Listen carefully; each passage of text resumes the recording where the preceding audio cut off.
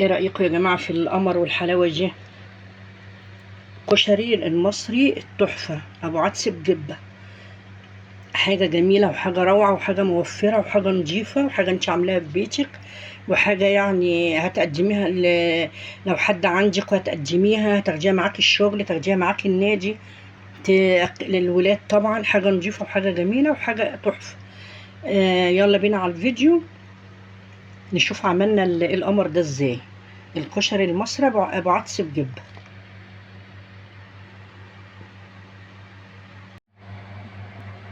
السلام عليكم ورحمة الله وبركاته، حبايب قلبي، عاملين ايه؟ يا رب تكونوا بخير.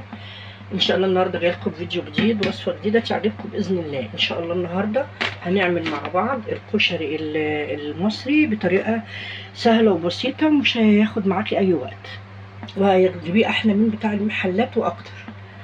هنسمي باسم الله ونصلي على الرسول ونبدأ مع بعض المكونات بتاعتنا والطريقة. بسم الله والصلاة والسلام على رسول الله عليه وبدون الصلاة والسلام. طبعا انا معايا زي ما انتم شايفين كده، ده بصل جوليان اهو. اول حاجة انا عملته مسكت البصل قطعته جوليان او شرايح او طرنشات زي ما تسموه، زي ما انتم شايفين. ومسكت حطيت عليه معلقه نشا على رشه ملح وقلبتهم، وبعد كده قمت حطاهم حمرتهم.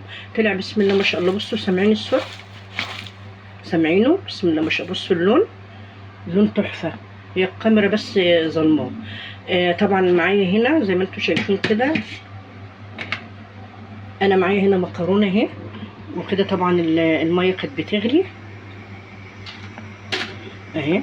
معايا هنا برضو حله اهي للعدس بتغلي برضو. طبعا هسقط المكرونه وهسقط العدس. زي ما انتم شايفين كده، انا معايا عدس اهو، ده نقعته، هديله غلوه واحده بس او غلوتين بالكتير، مش هياخد وقت معايا علشان ده ما بياخدش سوا. في ناس بتحطه ني، يعني تحطه تشوحه كده مع الرز. لا، انا بحب اديله غلوه عشان استفيد بالميه بتاعته ويستوي معايا برضو، ما يبقاش ايه محصول كده او ني زي ما انتم شايفين. بس المكرونه هي بس بتبتدي الميه تغلي لان انا وطيت عليها. طبعا انا مش هحط حاجه مع العدس خالص، ولا كمون ولا ملح، علشان الكمون هيمرر من كتر الغليه وهيخليه يجرمس كده، يبقى يبرم كده، ما يبقاش حلو، ما يزيدش يعني في السليق بتاعه.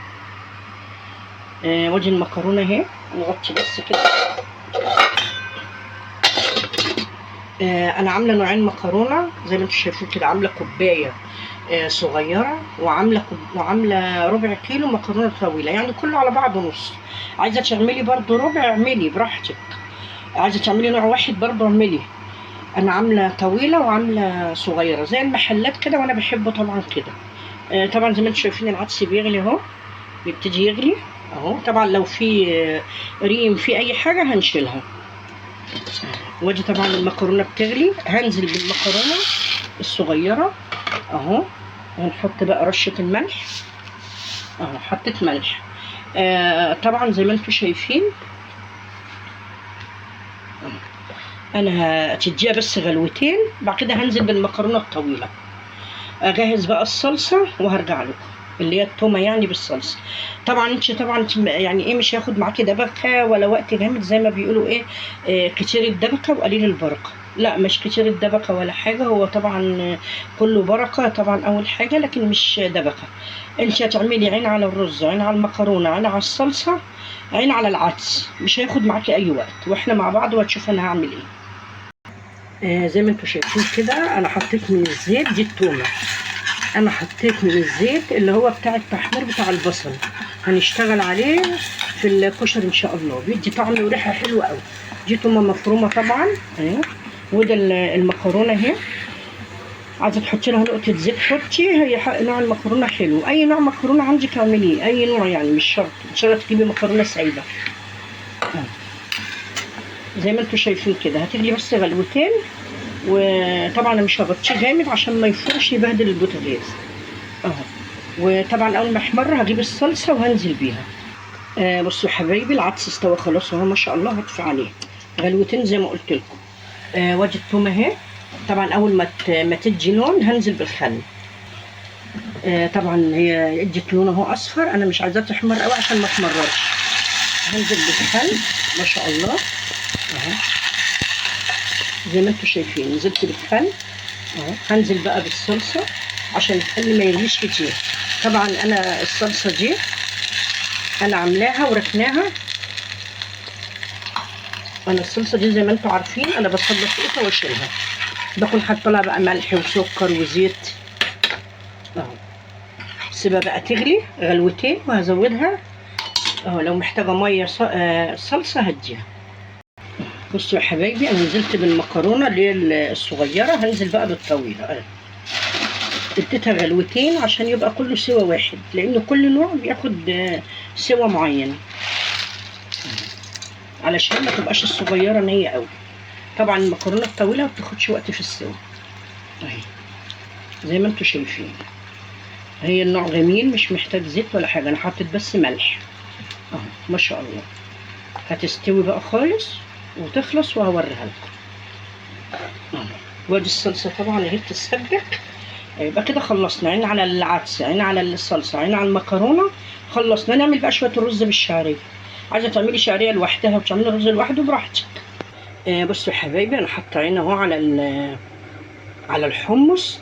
اما طبعا هولع عليه اول ما يستوي هوريه لكم. طبعا ده انا قعد 6 ساعات. رجعت لكم تاني يا حبايبي. المكرونه بتستوي زي ما انتم شايفين، والصلصه كده ما شاء الله خلصت، هطفي عليها. اما هنا الشعريه اهي، طبعا صفيت العدس من الميه بتاعته هستعملها هسقي بيها الرز. انا كده استفدت بالعدس والميه بتاعته. الميه بتاعته مفيده جدا طبعا وبتدي طعم حلو قوي للكشري. احلى بقى من المحلات اللي كل حاجه بيسلقوها، بيسلقوا المكرونه ويسلقوا الرز ويسلقوا البتاع ده العدس وكل حاجه سليق. وحتى الصلصه بيعملوها صلصه ويحطوا فيها تومه نيه، ما بيحمروش توم زينا كده. ممكن عايزه تعمليها بتومه نيه وكده بتبقى حلوه برضه، بس انا بوريكم المحلات بيشتغلوا ازاي.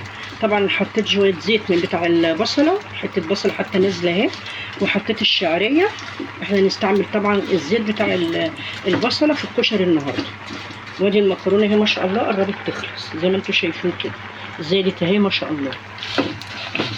اما انا هنا حاطه الشعريه. طبعا الشعريه دي حسب ما انت عايزه، حطي زي ما انت شوفي هتحطي رز قد ايه.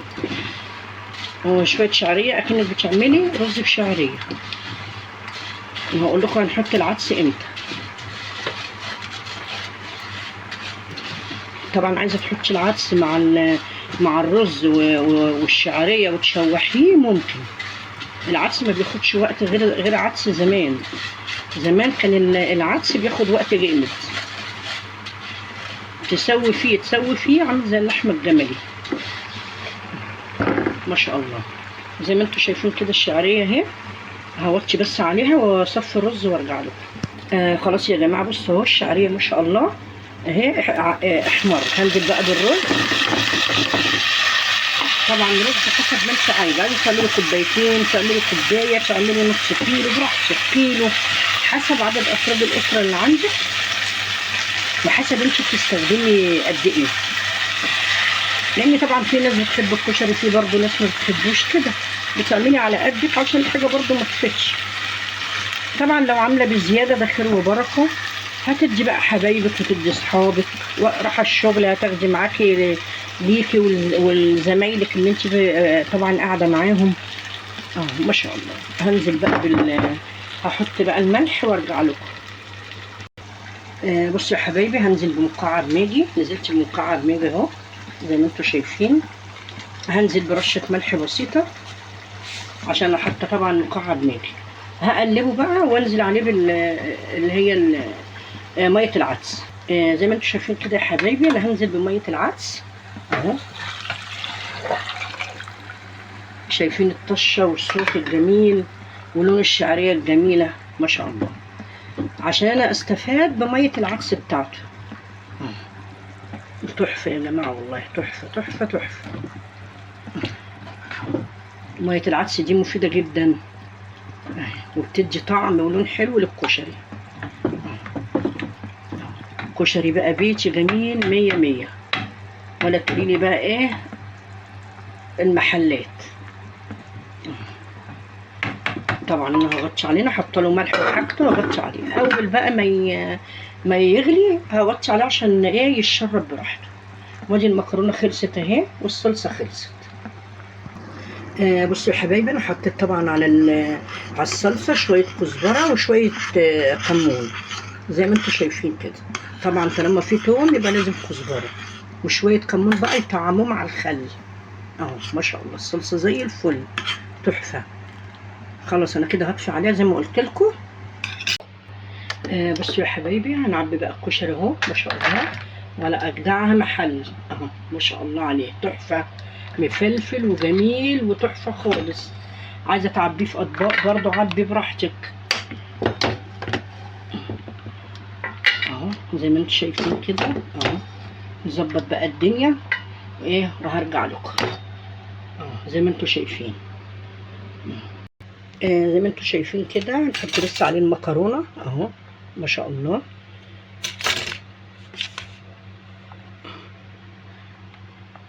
اهو يا جماعه ما شاء الله برضو في مكرونه صغيره اهي اهي ما شاء الله.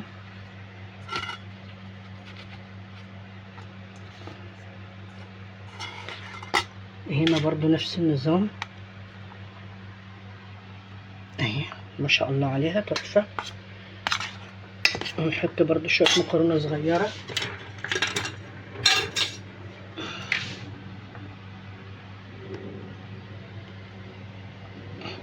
اهي زي ما انتم شايفين كده.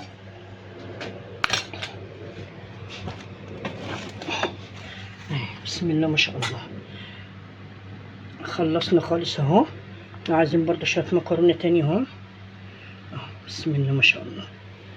طبعا هنحط بقى الصلصه اهو.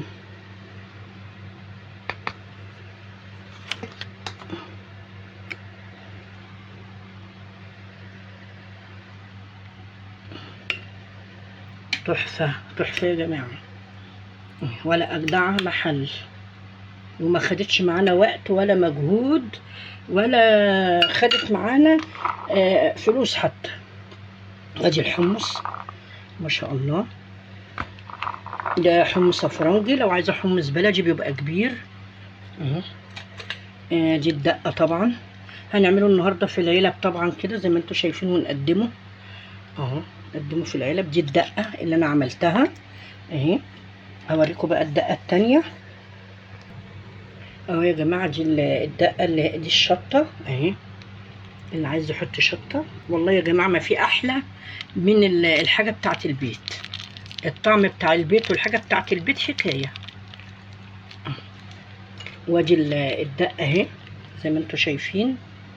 الدقه اهي مفيش احلى من الدقه بتاعت البيت. اذا كنت تعمليها بقى محمره توم او ني بيبقى حاجه تانية خالص اهي. ايه رايكم في الجمال والطعمه دي؟ نظبط بقى العلب وارجع لكم. قفلنا العلب اهي يا جماعه زي ما انتم شايفين ما شاء الله. بقت معانا علب كشري جميله احلى من 100 محلات.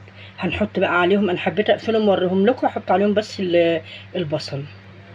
طبعا معانا الورد البلدي بتاعنا الجميل اهو المقرمش.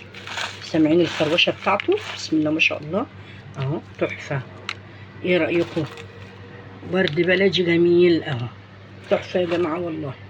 ايه رايكم في الجمال والحلاوه ده؟ تحفه. وشويه حمص كمان عشان الحبايب. ايه رايكم؟ احلى طبق كشري عملناه مع بعض او حله كشري عملناها مع بعض. تحفه تحفه تحفه جميل جدا ورائع يا جماعه. البتنجان المخلل طبعا ده لزوم الشيء، حاجه جميله. لو عندك برضو عيش شامي ممكن تحمصيه في الفرن وتحطيه. انا عندي بصراحه بس ما نسيت اعمله. وادي الدقه اهي، وادي الدقه اللي هي اللي احنا جايبينها من بره والشطه اهي ما شاء الله.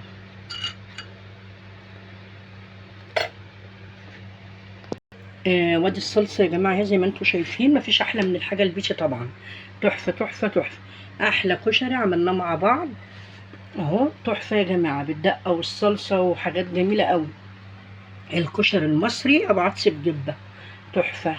اللي هي العدسية اللي هي العدسية الغامقة، تحفة يا جماعة. ايه رأيكم؟ يا رب كده الفيديو يكون عجبكم الفيديو، اشتركوا في القناة ودعموه ودوسوا على الجرس عشان يوصل لكم كل جديد. احلى مشاهدين في الدنيا واجمل مشاهدين، حبايبي واخواتي وصحابي. اشوفكم في فيديو جديد ان شاء الله على خير.